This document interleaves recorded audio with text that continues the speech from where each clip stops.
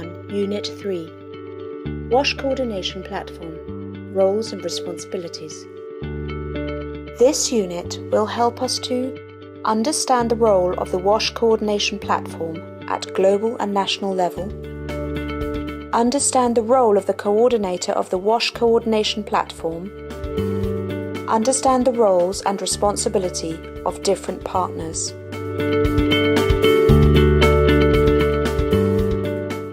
Daniel is now wondering what exactly is his role as a subnational coordinator for the WASH Coordination Platform is, and the role of other actors he has to work with. Patrick is an experienced WASH Cluster coordinator who is working now at the Global WASH Cluster. Daniel has planned a Skype meeting with him to clarify these questions. Hi, it's Daniel speaking. Hi, Daniel. We met at the last WASH Learning Forum in Nyangoma. I am the new subnational coordinator for Male region.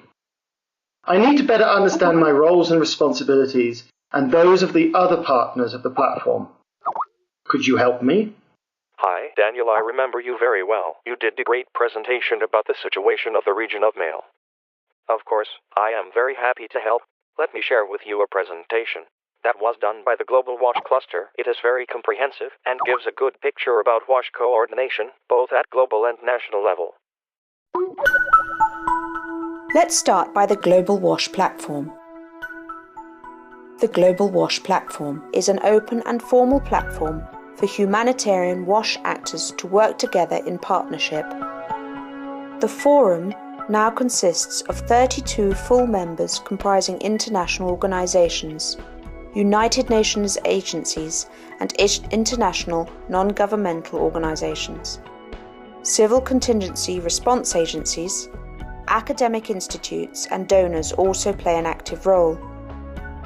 At the global level, the aim of the cluster approach is to strengthen system-wide preparedness and technical capacity to respond to humanitarian emergencies by ensuring that there is predictable leadership and accountability in the WASH sector.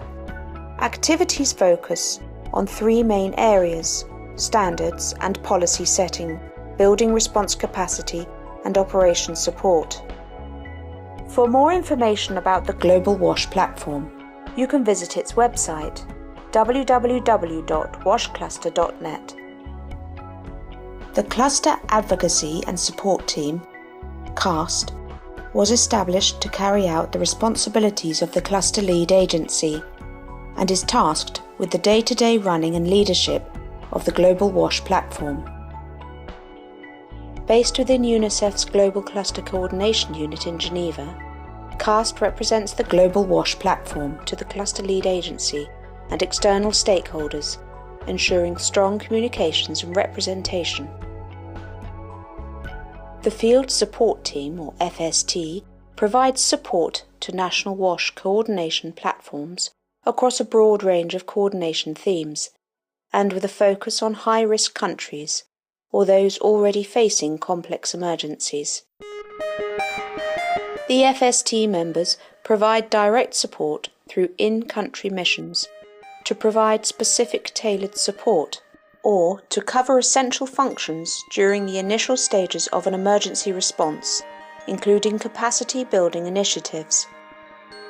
FST members are deployable for up to 12 weeks and can be hosted within any of the partner organisations ready to support WASH coordination at the national or subnational levels. At country level, it is expected that the WASH coordination platform is responsible for the following actions: coordination and advocacy, emergency preparedness, WASH sector capacity development for humanitarian response, information management and standards, WASH sector best practice and learning. UNICEF was nominated as the lead agency, GLA, for the Global WASH Cluster on the basis of its global network of operations, partners, resources, and its recognised role in the field of emergency, water and sanitation interventions. However, if UNICEF capacity in-country is weak, another organisation may be given delegated authority by UNICEF as the Global WASH lead agency to take on the role as CLA at country level. Similarly, if UNICEF is the lead agency at country level but have limited capacity in some affected parts of the country, they may delegate authority for cluster coordination to other agencies at subnational level. This will need to be formally acknowledged through a letter of understanding. UNICEF will ultimately remain accountable to the humanitarian coordinator for the effectiveness of the overall WASH cluster. The cluster structures can take different forms depending on the scale, phasing, and anticipated duration of the emergency. Other factors to consider include government, UN and NGO response capacity, and the presence and effectiveness of existing coordination mechanisms. Whatever the structure adopted, it must be flexible enough to suit all stages of the emergency response. For example, expanding during intensive relief activities and scaling back as the cluster merges or phases out. Some examples are: in the Eastern and Southern Africa region, we have two types of coordination platforms. 1. Existing government coordination leads the WASH coordination platform.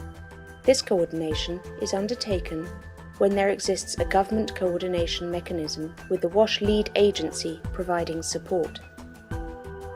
Advantages: it builds on existing structure, supports capacity building and enables rapid broad participation.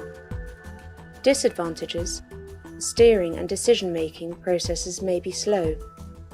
Authoritarian: they may not have support of key WASH actors. Examples of this configuration are Zimbabwe, Kenya, Ethiopia, Madagascar. 2. Coordination is established through the WASH platform. This coordination is undertaken when there is no pre-existing coordination mechanism. The WASH coordination platform is established and led or co-led by national government, depending on their capacity and willingness to be involved. Advantages: rapid coordination and decision-making, impartiality and more equitable involvement of all actors, good capacity building opportunities. Disadvantages: time and effort needed in identifying and getting WASH actors on board. May be a tendency for international organizations to dominate. Examples of this configuration are Somalia and South Sudan. Subnational level coordination focuses on the detail of planning and implementation of WASH-related activities. For example, who is doing what and where. It is also at this level that early recovery, emergency preparedness, and capacity building measures can practically be achieved. An effective coordination platform structure at subnational level will help facilitate effective information exchange, monitoring of the emergency situation, progress of all the WASH response, and adherence to agreed standards. Depending on the nature, scale, and duration and phasing of the emergency, there may be a requirement for dedicated field coordination staff. Alternatively, government or WASH coordination platform agency representatives may act in the capacity of sub-national level coordinators or focal points. It is, however, very country-specific. Should you wish to see documents related in the resource folder of Unit 4, you will find two different examples of national and sub-national coordination arrangement. Somalia. The coordination is established through the WASH cluster and is supported by 3 regional coordinators for each region of Somalia. The regional coordinators are supported by district focal points. Zimbabwe. The government is leading the coordination with the support of the WASH CLA. As described above, there are different WASH coordination platforms depending on each country's arrangements. Nevertheless, in all the cases, the main WASH platform functions are the following.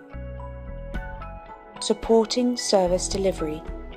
Provide a platform to ensure that service delivery is driven by the agreed strategic priorities and develop mechanisms to eliminate duplication of service delivery. Strategic decision making.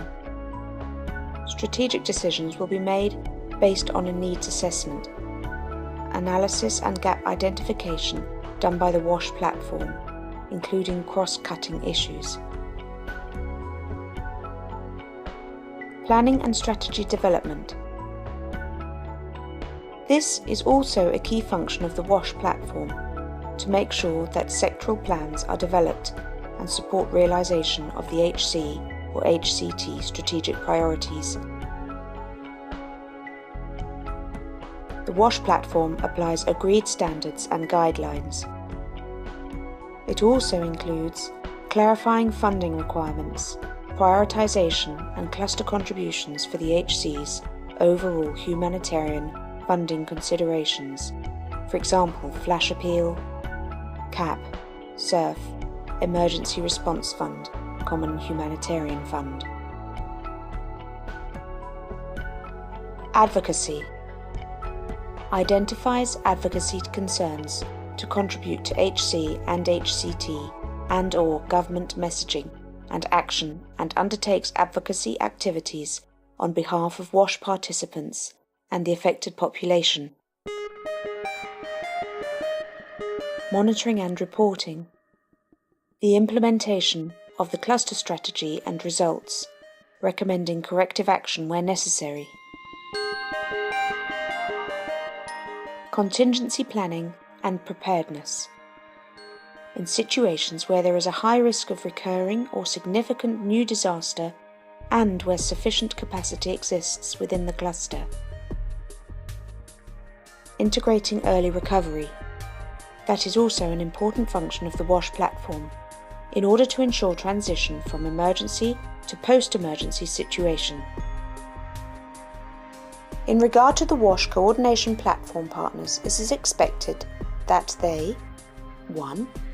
Endorse the overall aim and objectives of the WASH coordination platform. 2.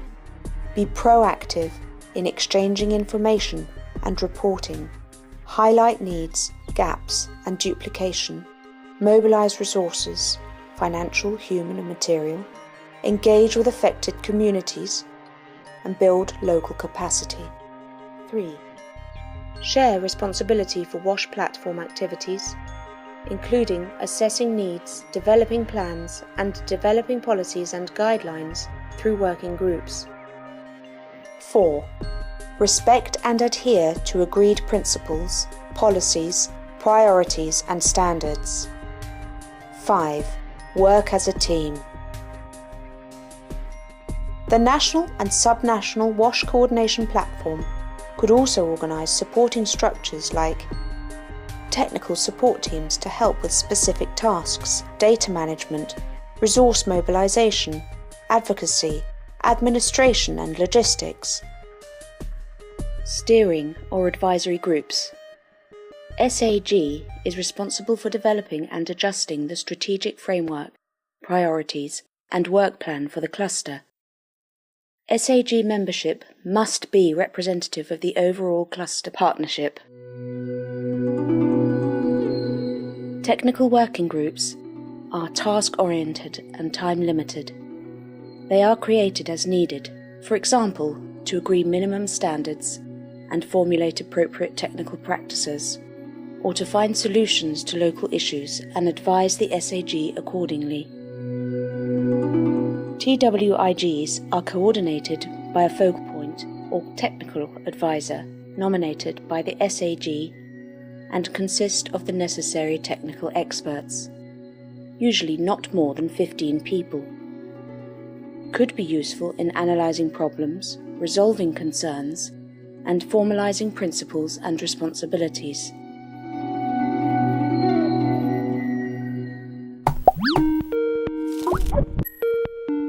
That is excellent. I think I now understand how the coordination platforms are structured and what is the role that I have to play. To be sure, not to forget your clear explanations. I will prepare a list of partners with their roles.